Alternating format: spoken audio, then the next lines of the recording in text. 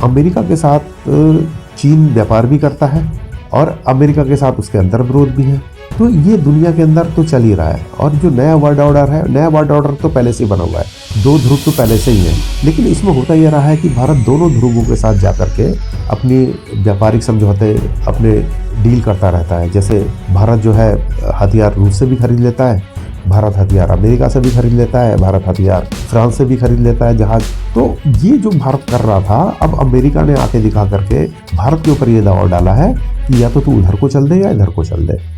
गुटनिरपेक्षता की नीति तो ये थी कि हम दोनों के साथ नहीं रहेंगे, लेकिन भारत की नीति रही कि हम दोनों के साथ रहेंगे। कितना भी मीडिया बताता रहे कि भारत जो है आंखें दिखा रहा है, अमेरिका के आगे घुटने नहीं टेकेगा, भारत जो है रूस के साथ और चीन के साथ अपनी नज़दीकियां बढ़ा लेगा, और उससे लेकिन ऐसा हो नहीं रहा है। जैसे अभी 4 दिन पहले भारत ने जो अमेरिका से जो कपास भारत में आता है, जो कपड़े के लिए इस्तेमाल होता है, तमाम चीज़ों में इस्तेमाल होता है, उस पर जो टैक्स है, आयात शुल्क है, वो 0 कर दिया है। तो अब कहाँ आप अमेरिका के साथ अपने आप को डिटैच कर रहे हैं? अमेरिका यही तो कहता है कि एग्रीकल्चर को खोलो, तो आपने जो कपास है उसका वो ही कह रहा है कि भाई रेसिप्रोकल होना चाहिए। जब मैं तुम्हारे बासमती चावल पर 0.6% इम्पोर्ट ड्यूटी लगाता हूँ तो तुम भी लगाओ उतनी। तो उन्होंने 0 कर दी। 0 और आधे % में कोई फर्क नहीं है। यानी कि अमेरिकी दबाव कहीं ना कहीं भारत पर काम कर रहा है। अभी 1 हफ्ते पहले इन्होंने जो कुछ जहाज़ों के इंजन 7-8 हज़ार करोड़ के अमेरिका से खरीदने की डील की है, और भारत का लगातार नेगोशिएशन जारी है अमेरिका के साथ, लगातार वार्ताएं जारी हैं।